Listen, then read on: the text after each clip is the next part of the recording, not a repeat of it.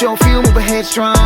Touchdown, wanna touchdown, better touchdown, I game on. Let's go, it's my time to shine, bright lights and it's lit. 10 toes down in a face full of grit. Take it to the house and we take it to the crib. Flip that in the script, red zone gone in.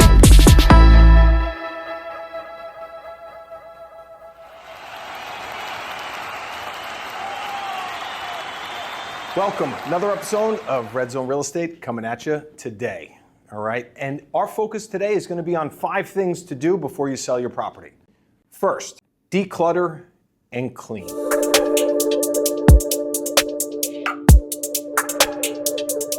When we walk through properties, one of the biggest differences that we see in properties that immediately get offers versus not receiving an offer is the cleanliness. And it doesn't matter if it's a single family home, a 10,000 square foot industrial property, a retail commercial condo, or a penthouse luxury space.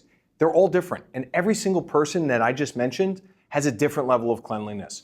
Just because you have a luxury property does not mean that it's super clean. Understand that. We walk through these, we see it. So declutter and declean is an essential item at any point when you do your property sale. So when you start off, the first thing that you want to do is say, number 1, declutter and declean.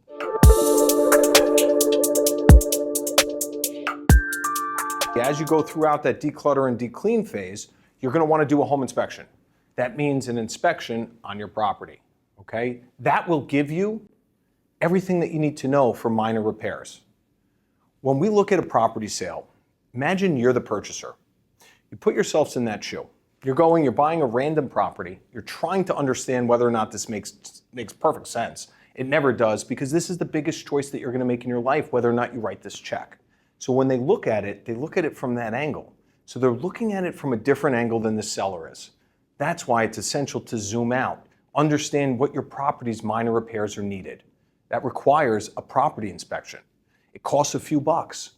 What we suggest is that we always put 1% of your property value into these minor repairs and upgrades to make sure that the property stands out from the rest. Because a few $1,000s or tens of thousands of dollars of here can lead to hundreds of thousands, if not millions more, depending on that property size. So it's really essential, if you have a property, that you first declean it and you second do an inspection on it so that you know those repairs.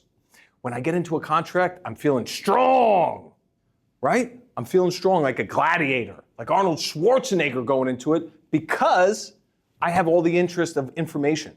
So if you're in an information game like we are, we know what the results are. So we know that there's limited items, or maybe there's certain items we're trying to skate through or avoid or push to a purchaser, always transparent in advance to knock those chess pieces off. This way that you don't have it happen later in the transaction, blows up, everybody's mad at you, and then you're wondering, how did I just blow up this sale? We've seen it so many times that we don't want you to be put in that position. Therefore, make sure you do a property inspection and you handle minor repairs for anything that's addressable. Major repairs, let's talk about whether or not we're renovating it, or we're going to pass that on to a purchaser, in which case then properly price the property with that in mind, bridge that gap. Allow a purchaser to then have the conversation saying, I priced it accordingly with that in mind. And they look at you more reasonable. And it's all about reasonability with defense.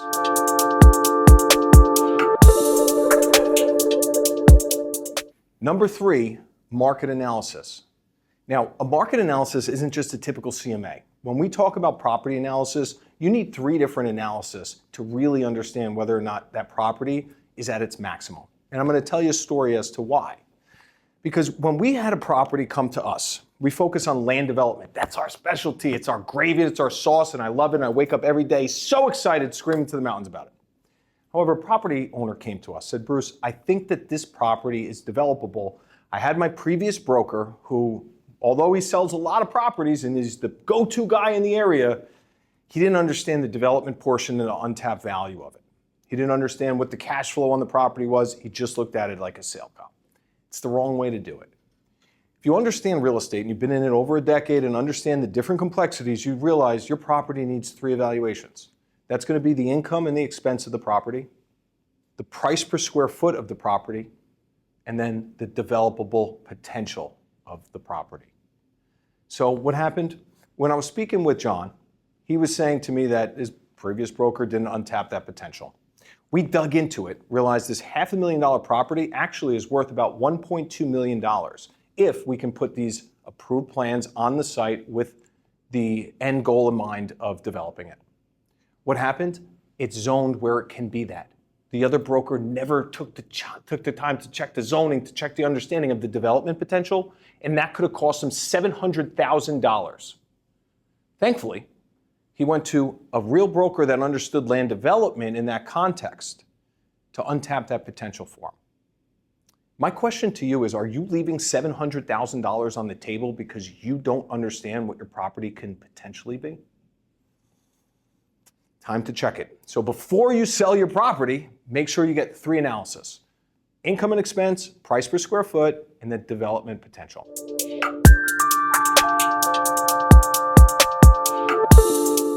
When you stage a property, it's not just hire a designer, get somebody in there, stage it. We're not talking about any of that. I'm talking about 3 essentials when you stage a property. You have 30 seconds. That's it. When somebody walks into a property and they realize what smell it is. The first thing I always say is stage the property so that the second somebody walks in there, they smell like the Faena does in Miami. They pump it into the vents. It's wild. If you haven't been there, go there. They pump it in there. It's unbelievable. You walk in and you feel like $1 million. Do you want that feeling? Because average NJAR statistics show you have 30 to 45 seconds for a purchaser to identify whether they like it or not. We look at smells as one of the top ones. You should too. Change the way you look at it, and the way you look at it changes completely. Big difference. Number 2 with that, when you look at what the walls have, what the grounds have, it's probably best that you remove all personal items. Why? Because it doesn't matter what your culture is when you're selling a building or property. It matters maximizing the time frame that you want to sell it in and the number, the realistic figure that you're going to close on. If you hit those goals, it's irrelevant who's purchasing the property, which means it's irrelevant who's selling it. You remove personal items, you make sure that's completely gone so that nobody knows who's living in this house. That will increase your chances greatly of getting an offer immediately at a top price. Why? Because the buyer, step into their shoes, step into the shoes of this purchaser. They can canvas and see themselves in it. If I walk into a property and it's cultured or it's got memorabilia or it's personalized to the maximum, it's really tough for somebody to see through that and see that. It's like a beat up house. It may only be a few bucks to renovate, but buyers can't see through that, which allows a good renovator to go in there, renovate, and make some money and sell it and create that entrepreneurial spirit with many trades hired in order to accomplish that. How cool is that, right? So untap that and make sure when you're staging your property, you don't have any of the personalizations around. Last one, exterior curb appeal, always. Doesn't matter what property you have. Make sure if it's the summertime, your flowers are blooming, the garden's cut, everything's very manicured. Why? Because somebody likes seeing that when they walk in. If the 30 to 45 second rule kicks in, it starts at curb appeal. So you can get them in, smell it, and all of a sudden, you've latched them on. Now, the property details are where it's key. Are you clear in conveying them? Are they articulated towards them in the pre-qual to make sure it's actual property for them to buy before walking in? Those things are going to greatly increase your chance of efficiency, which means that in 10 showings, I might have 7 or 8 offers. Instead of the agents and people that we see out here, they have 10 showings, none of them offered, none of them are interested. They're all tire kickers because you never qualified. So when you sell a property, you qualify everybody in advance. This way your time's used efficiently. And I'm not just talking 1-2 questions, being excited just because they called you and they're interested. I see it all the time. We coach around that. Don't do that. Stick to your guns, get your 5 pre-qual questions. Questions that involve, are you selling a property in order to purchase this? Do you need to get out of a lease or sale in order to purchase this? How much cash are you looking at for down payment so that I can understand a loan term sheet? Have you spoken with a lender?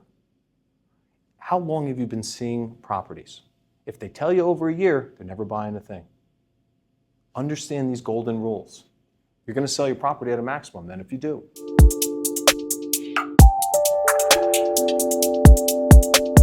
I can't tell you enough. If you don't have your documents, somebody else is going to pay for that, and it's ultimately you as the seller that's going to pay the most. Confusion causes somebody to say no. My dad always said right from the beginning, confused mind says no, unconfuse it. A document vault will allow you to unconfuse it. Survey, environmental, floor plans, previous deed, tax card, roof condition, last year renovated. Additional wow factors. What are the wow factors that differentiate this property from another one? Highlight. You put all those documents together, you're ready for a sale of a property. An agent's going to be chomping at the bits to get this property because it's in the best position to maximize the sale immediately. Wouldn't you want to be in that position? I know that you want to be because that's the best position that you're in when you sell. So put yourself in a strong position. Make sure that you get everything that you need right from the get-go. Declutter and declean, inspection on the property, market analysis, 3 ways, staging of the property, and your document vault. Hit all 5 of those before your property sells, and I guarantee you're knocking it out of the park and you're maximizing every bit of that sale. You deserve it, your family deserves it. Now go get it, and make sure that it's cleaned. Now, if you're liking all the content on this channel, subscribe below, make sure you hit the links and get all the value that you can. Share it with your friends. We're growing on a mission. We need you. We need you to help us, help everybody else get educated, understand this real estate game.